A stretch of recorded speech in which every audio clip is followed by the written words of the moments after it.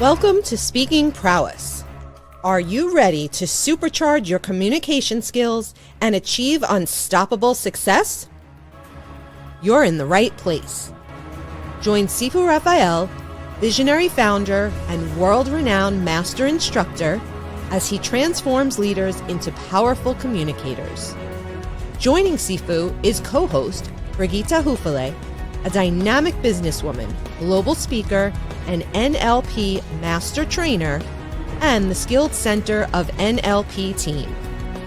They will deliver unmatched expertise and energy to every episode.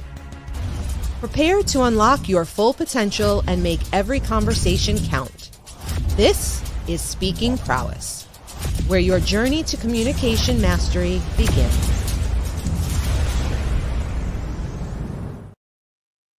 Jeanne, happy Friday. Jeanne, I think we're going to have to create another video where you're featured, because I know Brigitte is incredible and you're filling in as a co-host, but you do it so often that I think we're going to have to create a video just for you as well. So that would be fabulous. But within our theme of servant leadership today, I'm here as a servant leader to the Center of NLP.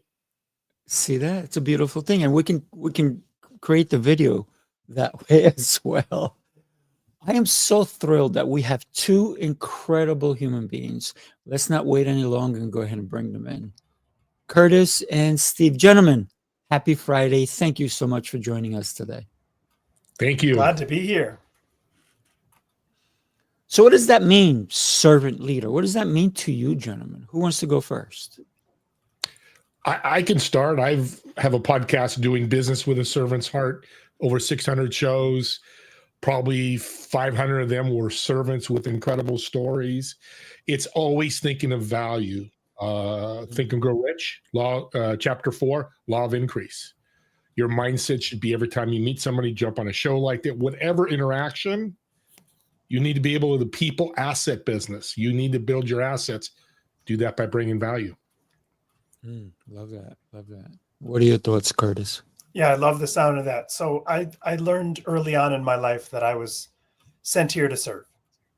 And so my goal was to learn as much as I could so that what I was passing along to people was of particular use.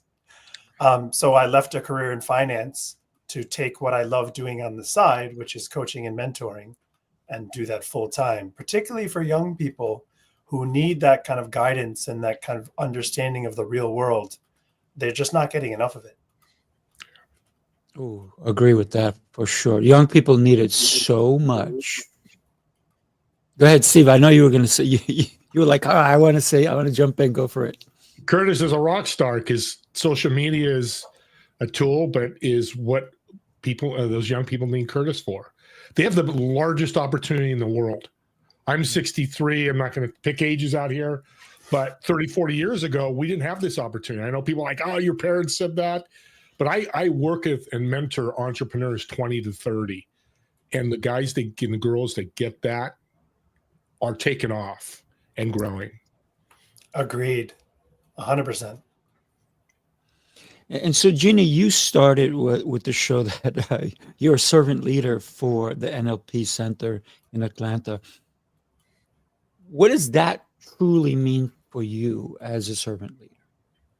So as a servant leader, not only for the Center of NLP, that's just how I show up. That's how I have showed up for as long as I can remember. Because for me, currency isn't money. Currency is people. And people helping people in a win-win situation. How can we show up, add value to another human's life, and make a difference and an impact? It's about people currency, and it's about supporting communities like the Center of NLP that are actually out there making that difference and that impact that I just love to support and collaborate with. You just reminded me, back in 1995, I had people who, let's put it this way, they were the triad, and they came to shut me down because I opened up a Kung Fu school. And my first question is, how can I help you guys? So even though they came to try to shut me down, my goal was, how can I help you? Because I know you want to shut me down, but let me give you my credentials and you can go back and figure it out, and that I'm not the one that's that you need to shut down. But it was always that, how can I help?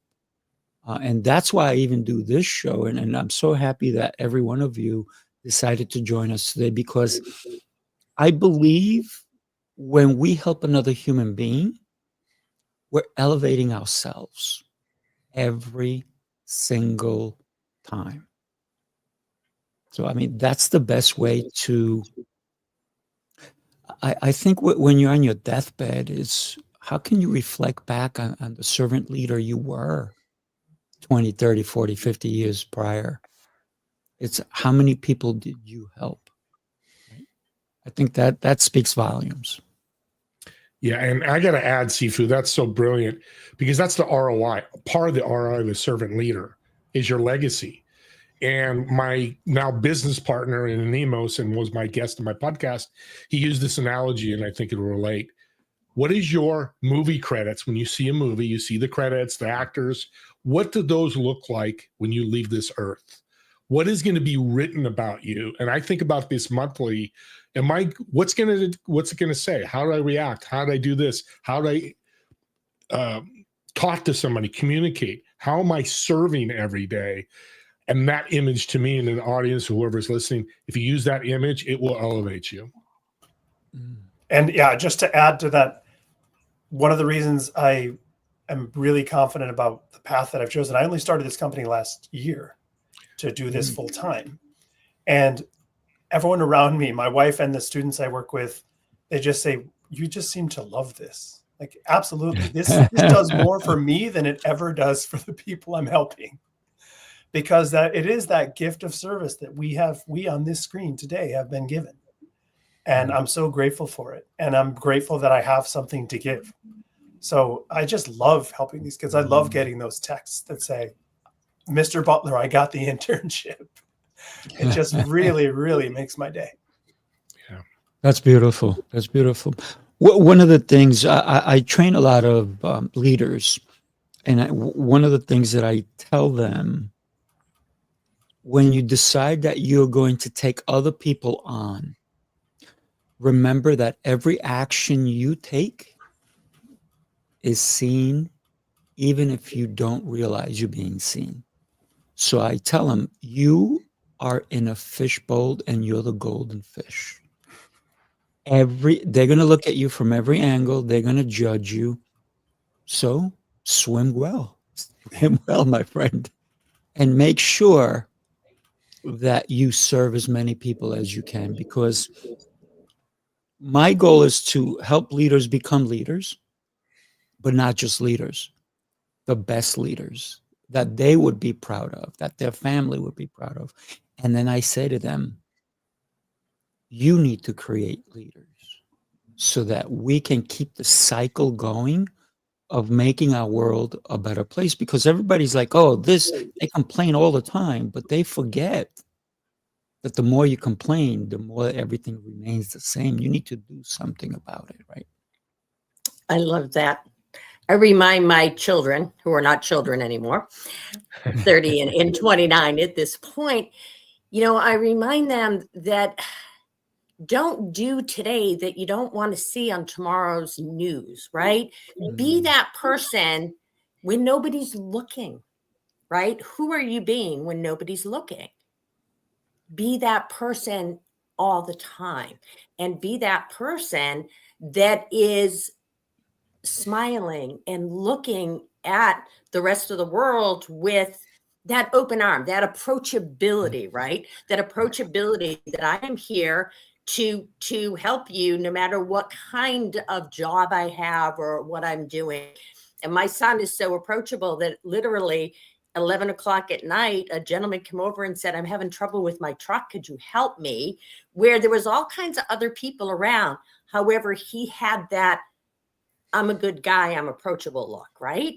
Like that's what makes such a difference in our world today, not just with our entrepreneurs and our young people, just in general, that I'm here to help. I got to add, Jeannie, sorry, Curtis. I had a guest, and I'm going to reference a lot of guests because of my podcast, Anthony Trucks, who played in the NFL, but he has a system called the dark work. And that's the work you do at 5 o'clock in the morning where nobody's around, nobody's cheering for you, nobody's rah-rahing, doing all that. You get up and you're doing your introductions, you're doing whatever to build other people. It's never left me. I did it 3 months ago, but that dark work, what are you doing? How much time are you putting in without any fanfare? So thank you, Jeannie. You reminded me of that. That's such incredible thing. Go ahead, Curtis. Yeah, sure. It just reminds me, I remember my dad told me something when I was young that has just really stuck with me, which is that your entire life, there's only one person you spend every waking second with. And that's yourself. So the person you need to believe in you is that person. And what I encounter so often, and we talk about, Sifu, you mentioned the next generation of leaders. I find an insecurity, a lack of confidence just that is so prevalent among young people today. Mm-hmm. So I was just at the University of Arizona last week and delivered a talk to a group of students. And I said, here's the most important takeaway for you today. You're awesome. You have to believe that more than I do. You have to know that you got here for a reason. You're putting all the work in. When you're presenting yourself to the grown-up world, the professional world, you have to believe that you're the answer, that you can do it. Because if you don't, there's absolutely no chance I will. So I focus so much, and Steve, it sounds like you do, we all do, so focus so much in helping people find that, Jeannie, you mentioned it, kind of that belief in yourself, right? I say to people who are struggling with all kinds of things, whether it's health or job or money, whatever it is, I say, look, nothing good ever happens if you don't believe it can. So you have to really go for that idea that this will work out. I have to do something about it, but this will work out for me. It's going to get better. It definitely will. I love everything we're talking about. There's a couple out there that I'm doing a special show for on Monday, and they have been servant leaders. They help the homeless, they feed the homeless, they do all these things.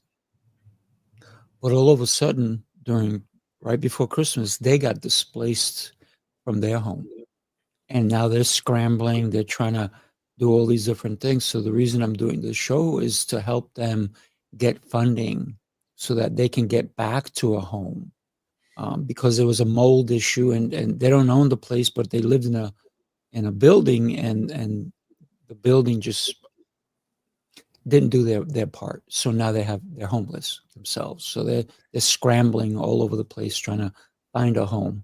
But it's got to be so difficult when you are a servant leader and all of a sudden you need someone to come and help you.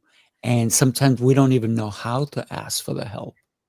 And it was, for them at first, it wasn't easy to say, hey, I need a hand. And it was somebody who actually convinced them and said, hey, you actually need a hand, because they were both hospitalized because of it. So it's how we learn to take care of ourselves when we're trying to help someone else, right? So if anybody wants to come on Monday 9:30 Eastern time and join me, and maybe we can all help them. You know, I'll share. Go ahead, Jeannie. Ladies first. Oh, you're so sweet. The cup, your cup is empty, and you're wanting to serve others. You got to go fill your cup back up. You got to go get your energy back. You've got to, and I'm so grateful to you, Sifu, and to the people that said, hey, now it's your turn to ask us to help you, because that's not always easy. So that's all. Thank you, Steve. Oh, no, Jeannie, and I've struggled as well because for 15, 20 years, I've put people together and served them, but I never asked.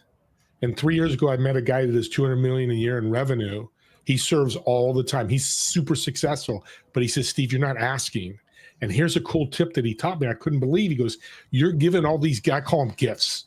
Every time you give them a referral, these gifts, well, what happens? People want to give you a gift back. And when you say don't ask or say no, which I was doing, you turn them into takers subconsciously in NLP. You'll understand this. They don't walk away, go, oh, that's a bad guy, Steve.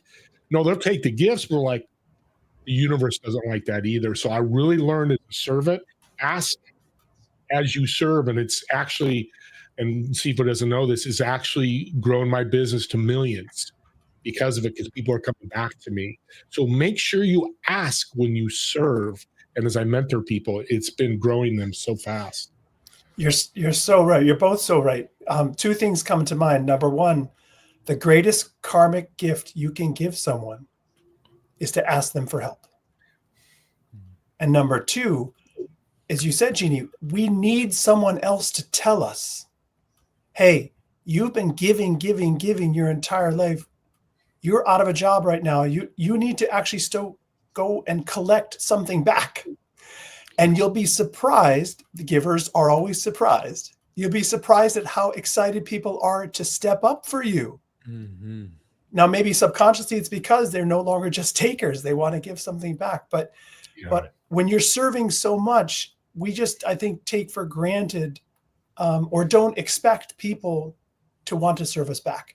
And that's why it's so great to have friends, relatives, whoever tell us, no, it's time for you to ask. I love that. Yeah. When I was very, very, very early in my journey, I was such a good giver. I would give. And I literally shifted and had to say to myself by choice, I am an excellent receiver. Because you're right, Steve. I was cutting those people off from giving back to me. And I shifted very early in my career as to I'm an excellent giver. I'm also an excellent receiver because the universe likes that. Amen. I celebrate every time I receive. I got to tell you, I look at my bank account and new money comes in. I'm like, yes, thank you, Lord. Thank you so much for this gift. Thank you for that person who made a commitment for me to help them, and they're giving me in return. It's not just a give and take. It's I give, they give. So it's a mutual thing. And a lot of people do forget that if you don't ask, they don't know you need. If you want to ask somebody on a date, for those people who are single, don't wait. Ask now. Because somebody else is going to ask. And then you're going to go, oh man, I should have asked. Ask now. It doesn't hurt. What could they say? No. One full sentence. Yeah. Or another different sentence. Yes. Yeah, exactly. And the thing is, when you ask, that's the fear of people when I mentor them, the fear of no. And I say in my head, next. They can't help me. I'll find somebody else. And nothing wrong with them. I still love them. The universe loves, if I can't help. But we're so fearful of that no. And here's what I tell people. When you have a $10,000 offer, let's say, and you present that to them, it's value. Curtis, by the way, you're a great coach. You made a great pivot. I could tell already. Congratulations. But I've taught this serving tool. When somebody says, no, I don't have the money or whatever that reason is, they're kind of uncomfortable because it's uncomfortable to say no to Sifu. He's powerful, but I'm not ready. So what I do is, or I tell people to do is, well, that's not a problem. By the way, I heard you say this. I'm going to introduce you to Curtis because I think you'd be great partners. I had a lady do that last week. She sent me a long email like, oh my God, she signed up a week later with my program because I served her after a no. Wow. And so I try to find different levels to take my service into other people. And you guys obviously are doing the same thing. For sure. I got to say, Steve, a lot of people say no to me. And guess what?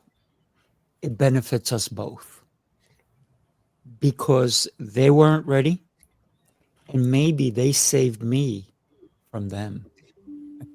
So every That's time, 100% no right. is a beautiful thing, right? I don't know if you've heard of this group. There's a gentleman named Blair Enns. You can look him up. He has a program called Win Without Pitching. Basically, kind of reestablishing the relationship between the buyer and the person offering the services. Don't pitch your business. Just show them that you're the expert and that they need it. But he always says the second best answer is no. And it really is, right? It's just, there's no uncertainty. There's no dragging me along. There's no 6 months. What's happening? The second best answer is no. And if you're Steve, then you can convert a no into a yes. That's right. So most no's are really not now. Yeah, That's right. They don't know they have the need. Yeah. and to take even further, real quick, they might find another coach that's going to do better than I would if I was there, pitching, not pitching, but that's the other thing. A no could be they find someone else that's even better. Well, we're happy about that because our ultimate goal is to bring value and uplift people. So I wanted to add that. Sorry, Sifu. No. It's exactly what we're all talking about. And Steve, you kind of put it in a great way. Their no later became a yes. I had somebody a year and a half ago who said no. And I said, well, I never burn bridges. Whatever it is, that's fine. Last week and a half ago, they came and said yes. But it's because I did not stop the communication with them. So that is, one of my mentors said, listen, you reach out until they say die or they died, right? They tell you to die or they personally died. But you keep reaching out in all different nice ways, nothing that is too obtrusive or damaging to your own reputation. And I love the fact that we are actually talking about communication for career success because the words we use, the interpretations, the commonality that we can help someone understand can diffuse a no into what Jeanne said is not yet. I'm not ready now. And that's what my client said to me when they left. And I even said to them, listen, I don't take every client. And so I take it away from them because if they don't really want it, I can't fight them to have it. I want somebody who's all in. I don't want somebody 99%. Because 99%, they're going to badmouth me. Or they're going to say a negative thing or one little thing. So I want somebody 110% say yes, fully in, because then I know they're going to bring other people. And the your time is 99% valuable. person, the 99% person is not going to bring anyone in.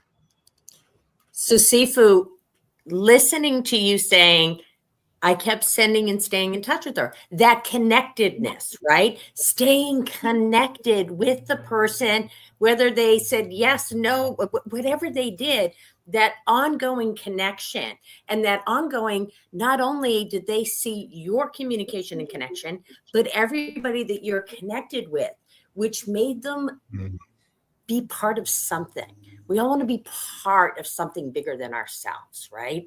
And so that's such a big deal, that connectedness, that relationship. I just love hearing that part of it. And if you go away, you're not going to be top of mind anymore, right? To your point in the beginning, Jeanne, a lot of times people don't know they have the need, and it takes time to come around to that. And the more exposed they are to the information you have to share, the more they're educated and realize, gosh, that is a need I have. But who was that guy a year ago? I don't know. Oh, well, I'm going to the movies, right? You just forget about it. So you want to stay in front of them, top of mind. It takes however many touch points to get most of your clients. But on that subject of, communication to career success, I'm reminded of something I posted on Instagram not too long ago. When I work with a lot of young people, and it's really challenging today for young people to get jobs. Only half of them are leaving college with a job that requires their degree. Half. The rest are underemployed, and most of them stay that way for the rest of their lives, which is something I'm here to work on. But we don't say, I'm going to go out and receive a job. We say, I'm going to go out and get a job. You have to show your enthusiasm, your interest, and you have to make it clear you want it. You have to ask for the job. You can't just kind of be there, answer questions like it's a math quiz, because it's not. You have to go get it. And that's with your body language, your enthusiasm, the way you make it clear you want to be on that desk working where they are, because that's who we hire. We hire people who want to be there.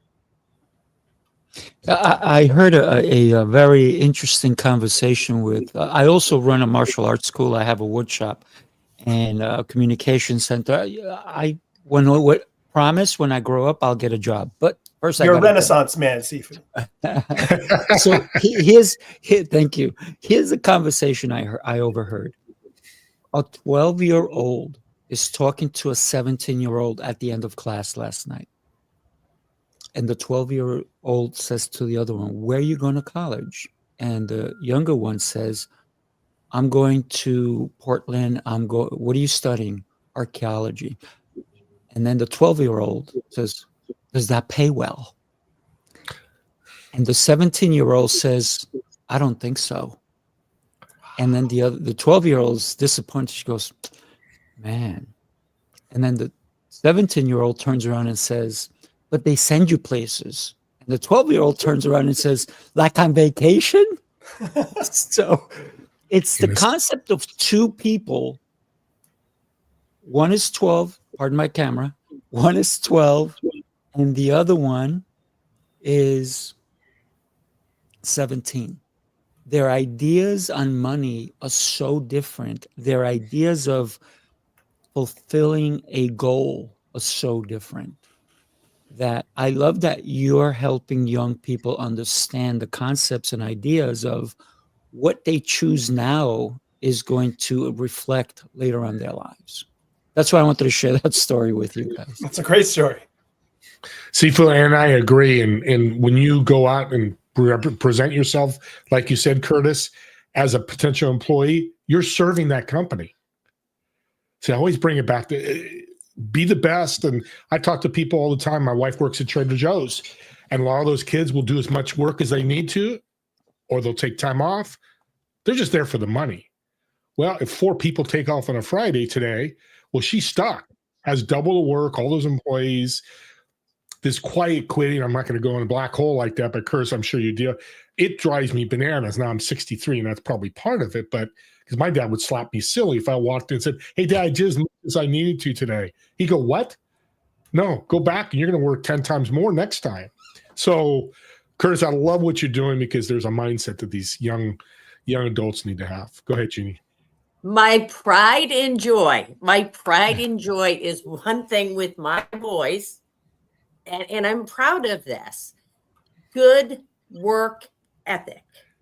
Both of them chose not to go to college out of them looking into it, right? Not just I'm not going. They did the research and made what the best decision for themselves.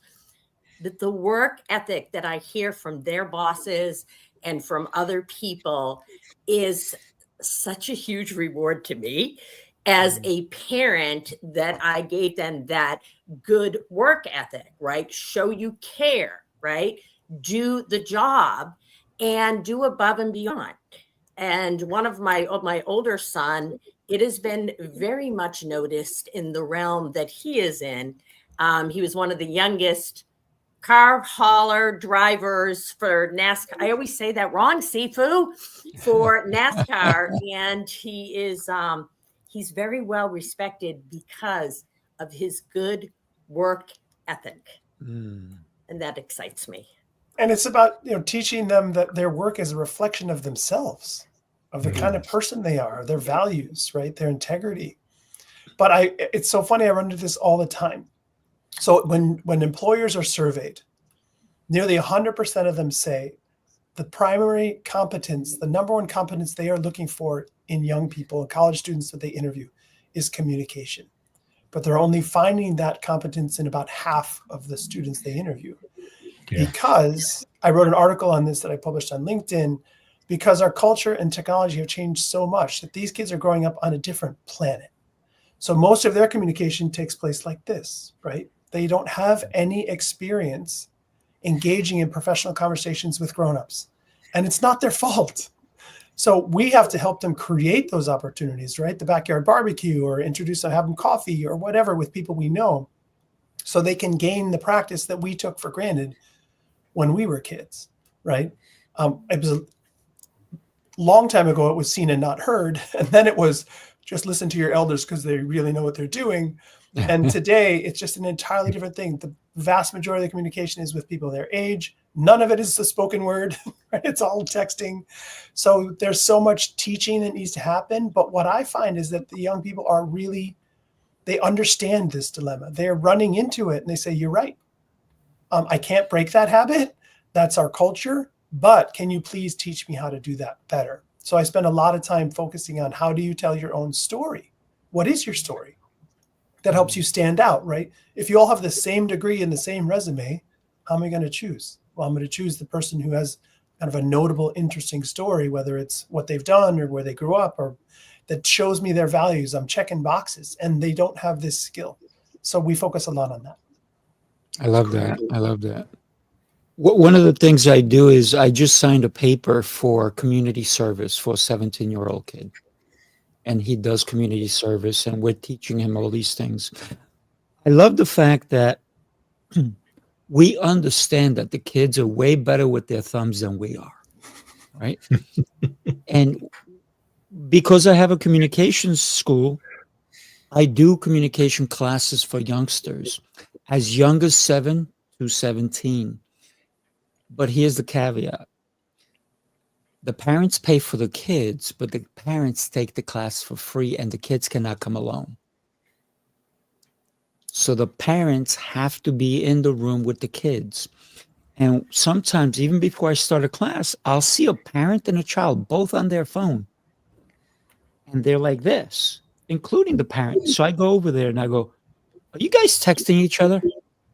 I said, you should try talking. This is a communication class. And they look at me a little funny. And then, of course, I make a joke. Or sometimes if I see somebody texting, I'm like, why are you texting me? I'm right here. Meanwhile, they're like, oh, they get all flustered. But it is letting them know that there is something called communication without your thumbs. Yeah. Unless you're doing this one. This is a good thumb. Yeah. I love it. My son, when he first brought his girlfriend, this is awful. He first brought his girlfriend to the house, and it was for dinner. And he said she had her phone in her hand. He said, no. He said, when my mom has us sit down for dinner, there is no phones. And she says, what do we do? This is what she said, because this was all new to her, even though she was in her mid to late 20s. And he said, we talk, we communicate, and we eat and have conversations. So really, really funny that it was like, what do you mean? What do we do? Like, because I have a no phones at the dinner table. We have the same policy. Oh yeah, absolutely. I have a game I set up a game with this. It's funny you're talking about this. Everybody walk in the restaurants listening to you guys, and I look at my wife, go, okay, there's 20 tables. How many have cell phones? I'll say 20 all the time. She'll say 17. We'll look, and it's usually 90%. And then how many phones, if we look at families, count how many tables that every single family member is on the phone. And it's over 50% or more. Wow. So I play that game. It's crazy. It is. But again, a shout out to the kids, though. They don't know that they thrive without it. So we do the dinner table thing, and we engage in awesome conversation, particularly with our 15-year-old. And she forgets that she has a phone. And I have friends who've told me they have these like phone-free Sundays where the family goes and does things together, and the kids will grouse about it. Remember, it's Sunday, no phones. And then half an hour later, they're so immersed in what the family's doing and they're having a great time, they're not even thinking about it. So as parents, like Jeannie, sounds like you're already there. As parents, we want to give them these opportunities to actually see that they don't need it, not just bark at them all the time, but put the phones away. Keep them busy. Keep Yeah. them busy. And busy doing fun stuff. Yes. Like outdoors. Yes. Like What's I that? had four-wheelers. My kids were little, and my neighbors thought I was crazy because my kids would go outside and they'd have on helmets and these boots and they'd go outside. They were like 4 and 6 and they're riding dirt bikes and four-wheelers because I want to keep them busy, right? And that's what my husband and I know. So obviously, you know, that's kind of how it works. And keeping them busy and off certain things. Not that it's good or bad. It's the balance. That's right. The balance. That's the word we use every day. Jeannie, I have a question. Are you looking to adopt any other kids? Because I'm available. I have a grandbaby right now, and I have a great time with him. You know, it's just the balance. It's the balance of all of the communication, but really the verbal, the connection, the people. Listen, when I was a kid, and all of you, I'm sure, you guys didn't have cell phones at the age of 10, did you? They didn't exist. 14? Right. And what did we do? We played with one another. We spoke to one another. We even chased each other. We had fun. When we were kids, we literally disappeared after school and showed up at dinner time. And, you know, our parents, it was a different age. Our parents said, great. As my wife would say from the Boston area, don't dock in my doorstep. Right? Till dinner. Right? So correct. That's how we grew up. But you learn, that's a different kind of socialization that we learned. And conflict management, right? See, if we were playing soccer and football and beating each other up, I mean, you really learn how to get along with people and solve problems, right? So yeah, it's unfortunate they're not exposed to it this way. But again, I jokingly say kids today, this generation of 20-year-olds grew up on a different planet. Mm-hmm.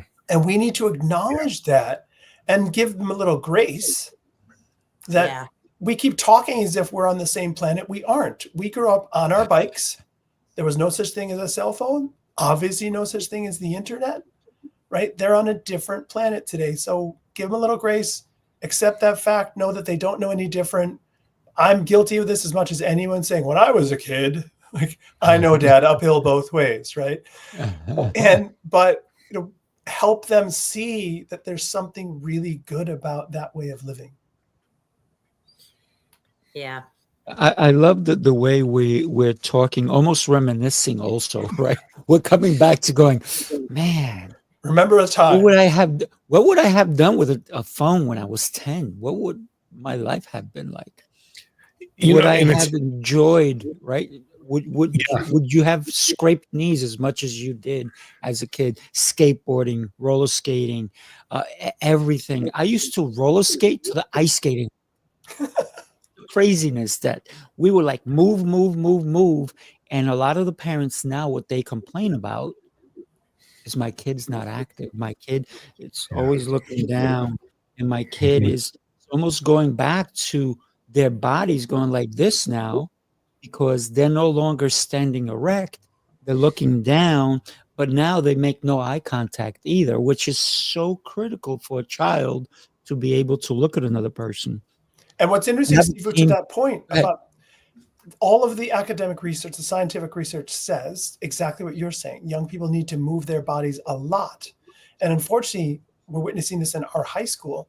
The academic planning is going the other direction. Rather than more movement breaks, get them outside, get them fresh air, the classes are now 90 minutes long.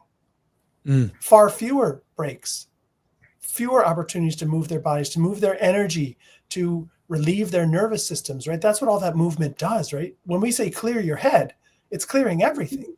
And kids today are doing so much less of it unless they are athletes. Because the whole thing about like the backyard pickup game doesn't seem to exist anymore. No. It's either you're in the high school team or you're closing the door behind you in your bedroom and you spend all your time there. And that's a shame, but it's our job, I think, to help them get out of that, whether they're kicking and screaming or not. But Curtis, I love you were talking about earlier. We got to put, I put in perspective. I remember talking to my dad who grew up in the Depression. Him and his brother who played in an NFL, big guy, ate 2 cans of beans every week because they didn't have any money. So he'd tell me, even though we're very wealthy, we have food on the tip, eat everything you eat, because that's his perspective. Oh, Regina. I love Regina. And Yeah, she's great. we have to, and Curtis, I love, and I've got some introductions for you as well to serve you, because that's what you're doing. We can't change them. Like my dad couldn't say, eat all your food. I won't always eat all my food or other things. But each generation, there's a different change. And of course, this is much faster with technology. So we have to adapt with these young people to figure out how the phone, and I think you said it, Jeannie, too, the balance. Because we can't say, hey, our dad didn't eat food, or when I grew up, there was no cell phones. I know people listening are under 40 going, so I've got it right here. Right. Absolutely right. It's a great tool, but we have to have the balance. So, you know, audience, reach out to Curtis if you have young kids. I'm going to tell you right now, because he's going to teach you the right way to balance that. And I love that you're doing that. Thank you. Yeah, agreed. Double that. Think about, and I love that you said that the kids are never going to understand that we went uphill both ways, right? And that every time we went to school, it was a snowstorm or it was a tornado. But we did it and we survived. And I don't know why my phone is ringing. I don't know what it is. It's here somewhere. I couldn't say snowstorm, Sifu. I live in California. So if I told my kids that, they think you're absolutely crazy. Well, it was unusual, but it happened. No, it never happened. Okay. So it just snowed 9 inches in a part of Florida that's never snowed before. So, hey, that's true too. Let's not bring this snow thing coming. Yeah. Well, it barely ever snows where you are, right, Jeannie? It barely ever snows. We got a dusting and it was gone by like 10 a.m. Yeah. So, and that's. I love the snow when it comes down. It is beautiful. But could it go away the same day? The snow in the city is no good. No. Not at all. So communication is something that we need to instill not only in our children, but in our adults. And I believe what winds up happening is that the older we get, we may be telling the same story, and that happens when we start to have Alzheimer's. But what winds up happening is that the kids don't want to hear the same story over and over and over again. They want variety. This is why everything for a child, even for 8-year-old, they want speed. They want it now. They want it like this. This is why fast food is so prevalent in the US. This is why we need to learn how to communicate at their level. So we need to speak their language. So sometimes I have 2 boys. One is 20, one is about to be 24. And they both don't always answer my calls. But when I text, they answer. So I realize I need to speak their language. Meet them in the middle. And absolutely. But we need to do that not just with our own children, but even with people who work for us. I have some people who are young who work for me, and I need to meet them at a certain level, but I also need to set rules for them to understand that you're working in the real world. Even though I love you, I don't want you to just text me, I can't come in today. You actually have to pick up the phone and make that phone call. And if you can't reach me, you can text me and tell me, I can't make it. Can you call me back? But it's important for them to understand that even though we are in a different communication style with adults and kids, they need to come to the realization that the business world is still where we need to speak. And I want to add to that, because I love what you're saying. Text should always be a backup. Call first, backup. Hey, I just tried to call you, call me back or whatever. But when I mentor business people and podcast hosts, I have this principle. It's called the ASLA principle. ASLA. Ask, shut up, listen, ask. People go, well, I'm shutting up, but are you really listening? Think about the Zoom calls we're on. Say Curtis is screaming black. Yeah, maybe he's going to get a drink of water, go in the bathroom, and that's okay. But is he really listening to what Sifu's saying? Probably not. Kids love that because it really ingrains them. It brings more depth to be able to serve. Because if I don't know Sifu or know Curtis or Jeannie, how am I going to serve you? Mhm. Can't. So ask, shut up, listen, ask. You practice that every day.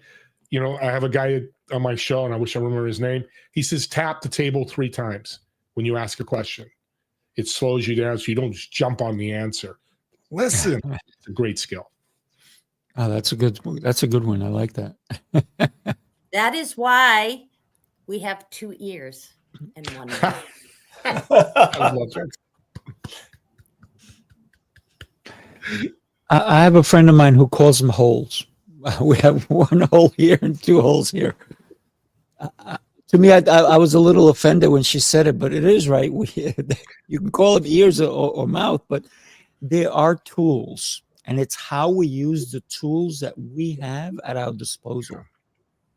I always say the more I talk, the less I learn. The more I listen, the more I learn. 100%. Very wise people throughout history have tried to tell us that. But I love this intergenerational idea, because that's something I deal with every day. And I tell students, like 50%, this is where the communication is so important. 50% of your success in your job search or in that interview is whether or not you have built a connection with the human being across from you. So you have to find a way to take it from this, which is they have all the power, asking you the questions, and you're the one whose job is to answer them, to this. It's a conversation between 2 human beings. So I give them examples. When I was on stage last week, guys, when we're on a Zoom call, I say, oh, so I say, I love your background. I love that Zoom background. Where is that? That's actually a real background. That's the ocean behind me. That's really cool. I unfortunately have snow here. So you just break it all down. You break the barriers down, and all of a sudden they forget the hierarchy, and I'm just talking to another person. And it does wonders for the rest of the conversation. It just makes it so much more personal, and they're now invested in you because they like you. And all that can be done in the first 90 seconds. Easily. That is powerful. Yeah. Oh my God. All right, raise your hand if you have snow by you. We're kind of in the middle right now. It's melting. Mine left. I got to tell you, what a great conversation we've been having, that we did not even realize that the time has come to end the show. And why don't we just stay on another 3 hours? I think we have a lot to offer. What I'd love to do right now at this point is give each one of you 30 to 45 seconds. Tell us what can somebody expect when they reach out to you. So I'm going to start with Steve, if you don't mind. Go for it, my friend. Not a problem. The website is across the bottom running, so everybody can. Yes, thank you. Check it out. I'm here to mentor. I'm here to serve. I don't charge for it. I want to mentor because I want everybody I work with to get better 1% every day, and show them the resources, tools, and people that can do that. And if you're willing to do that, and hopefully you're moving towards that, if we started today, you'd be up 250, 300% if you got better 1% every day. I want you to think about how much you would grow personally and professionally if you did that. Oh, love that. Incredible. All right. So guess what, Carl? Curtis, Carl, listen to me. I took your butler and Curtis, and I connected. I was looking for Carl. Together. I don't see a Carl. Where is Carl? Where's Carl? So as long as you're not calling me Elizabeth, I'm good. Right? Don't call me Tom. Actually, you can call me Tom. Just don't call me, late for dinner. Don't call me late. Don't Late call for me dinner. late. That's it. So Curtis, you're up, my friend. And I got to tell everybody listening that everybody who's on this panel is somebody you need to reach, somebody you need to connect with, because everyone is exceptional. Curtis, you're up. Thank you, Sifu. It's been an honor to be here. I really enjoy it and enjoy hearing all the stories from all of you. It's fantastic. So my goal when I left finance was really to take my mentoring and coaching to the next level, because today graduate outcomes are just so challenged. And as we talked about, young people just don't know what they don't know. They don't know what they need to be more successful out there in the business world, in the professional world. So I give them the tools and help them understand how to be more successful with their communication. I've been in the interview room hundreds of times on both sides of the table, and I help them really master that conversation. And it's wonderful how much the outcomes have improved. So it just makes me happy every day to help students that way. Love it. Love it. Thank you. Jeanne, you're up. Sifu, what a beautiful conversation we've gone through today. I am so honored and grateful to be here. So for me, just connect with me on LinkedIn. I am the only Jeanne Zierhoffer in the United States. So I'm really easy to find. And let's collaborate. Let's connect. See who's in my connections that you may want an introduction to. I love to collaborate and introduce people. And below you'll see a listening checklist from the Center of NLP, courtesy of Miss Brigitte Hufele and myself. So go ahead and grab that listening checklist, because you heard us all, the communication wrap right back around to listening. Thank you so much. And I'm Sifu Rafael. What can I say? I am only awesome because of the people I surround myself with. So thank you for making me awesome today. I love to help people understand that communication is their superpower. My goal is to empower everybody with their communication skills, one person at a time, and I'm looking to do that worldwide. So how can I help you improve your communication skills? And it doesn't matter if you're 7 years old or 93 years old. It does not matter, because we need to communicate in a changing world. We can't communicate the way we did 20 years ago. We got to stay with the times. Sometimes that is texting. Just quickly, there was a meme that it was Kermit, and he said, I hate it when somebody texts me to call them. So what he does is he calls them and says, text me, and hangs up. So communicate the right way, my friends. It's good. Everybody, thank you. Do me a favor, share this show with everybody. What an incredible conversation we did have. Steve, you are a powerhouse. I was on your show. Thank you for allowing me to be there. Jeanne, you and I, we've known each other for a little while, but every time I get to see you, I get to enjoy you even more. Curtis, we just basically met, but my friend, let's not stay strangers. Everybody, make sure to share the show. Powerful people right here. Thank you very much. Don't go away, you guys. you. Everybody else, Yep. have an See you, buddy. amazing time. Whoop, it's not ending. It's going to end.